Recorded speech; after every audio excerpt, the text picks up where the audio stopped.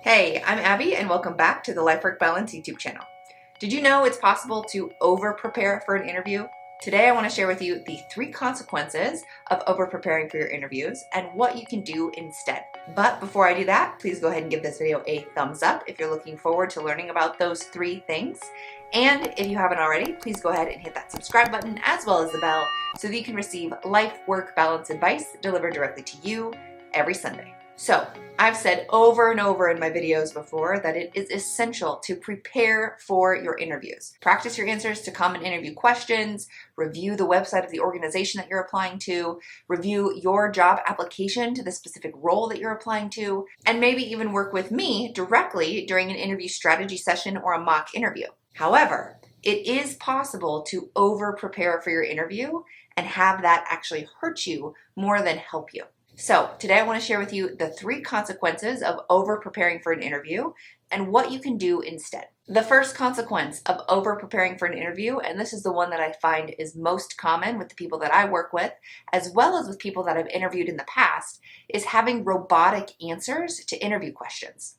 This is because you've likely gone through very common interview questions and you've written down a full response on how to answer this question, and then you memorize it. And then you recite word for word that answer during the interview. Reciting that answer word for word comes off as robotic and maybe even cold and not exciting. The goal of your answers to these interview questions is to keep it pretty conversational. You want it to sound like your natural self when you're responding to these interview questions. If you memorize your answer to very common questions, it's possible that your response will come off sounding robotic and boring.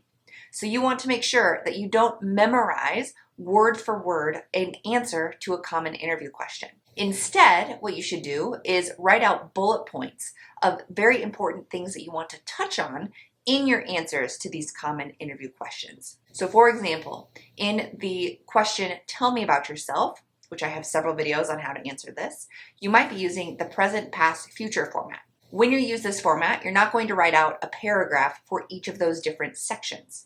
Instead, what I recommend doing is listing out bullet points to help you remember the key points that you want to touch on during your response. That way, you have more of a conversational answer rather than a robotic, memorized answer. If an interviewer asks you a question about your strengths or your weaknesses, or a time that you may have had a conflict at work and you've had to solve that in the past, again, having your answer in more of a bullet point format for yourself gives you the ability to make it more conversational rather than robotic. So I highly recommend preparing your answers to common interview questions, but don't write it out in sentence format. Instead, use bullet points. Touch on the important key points that you want to make sure that you cover in your answer and you don't forget in your answer, but you don't want to memorize word for word sentences and paragraphs. The second consequence of over-preparing for an interview is feeling like you know everything there is to know about a role or the organization and then losing your curiosity. I highly, highly recommend before your interview that you go onto the company's website, you visit their social media pages, you review your application package and the job description. However, by reviewing these different things, that doesn't mean that you're going to answer every single question that you might have about the role or the organization. You want to keep an open mind and be curious. This will allow you to generate some questions that you can ask at the end of your interview. I have many videos on this topic. I will link to the playlist on the different types of questions that you can ask at the end of an interview in the description box below. I've also put it up in a card above. You want to make sure you ask questions at the end of your interview and that you're curious about the different types of answers that the interviewers could provide. Now, if you over-review the website, their social media, your application package, etc., you could convince yourself that you know everything there is to know about this organization and about the role. Don't fall into that trap. There are always ways to ask questions about the person that you're interviewing with, about the organization's culture, about things that you wouldn't be able to find just by reading about it on the website or through social media. Someone's experience working for the organization might also be slightly different than what is displayed online. So keep an open mind, stay curious, and remember to ask questions at the end of an interview. And the third and final consequence of over preparing for an interview is just psyching yourself out, making yourself too anxious or worried about this overall interview that you have a lot of nerves or you're really overly stressed about the actual interview process itself. Over preparing might make it feel like you have a lot to lose or like you're going to forget really important parts. Remember, the goal of this interview is to be conversational.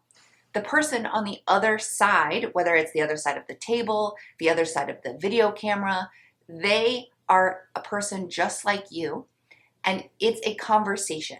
It's also important to remember that an interview is a two-way street. They are not just interviewing you for the position. You are interviewing them as well. You want to make sure that this position is a good fit for you, that this organization is a good fit for you, and you want to keep your ears open for any potential red flags or warning signs that this role and this organization might be a terrible fit for you. The worst thing that could happen is for you to apply to a job, interview, ignore some of those warning signs, get the job, and then hate it, and have to go through the job search process again right after you've gotten this new job. So remember, an interview is a conversation. It's a two-way street.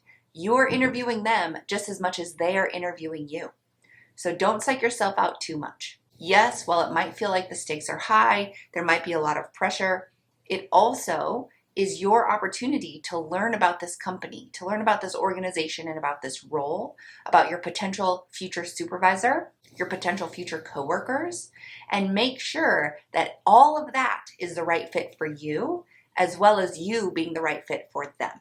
So, to quickly recap, the 3 consequences of over-preparing for an interview is sounding robotic because you've memorized all of your answers to common interview questions, thinking you know everything because you've overanalyzed their website, social media, the job application, etc., and mentally psyching yourself out because you are putting too much pressure on yourself to get this interview right.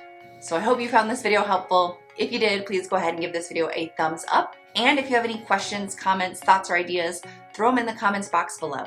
I try to get back to everyone who leaves me a comment because I love receiving comments and I love keeping in that conversation with you about these topics. However, if I'm not able to do that, just know that if you do leave a comment, someone who is reading through the comments might resonate with what you have to share because they're going through something similar.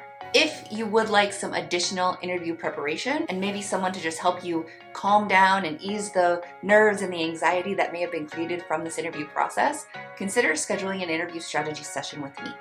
I have limited spots available each week to work with clients, so if this is something you're interested in, please contact me as soon as possible to secure your spot today. I've linked to my website as well as my email in the description box below, so feel free to contact me directly and we can get something set up. If you haven't already, please go ahead and hit that subscribe button as well as the bell so that you can continue to receive life-work balance advice delivered directly to you every Sunday. Thanks, and I'll see you next week.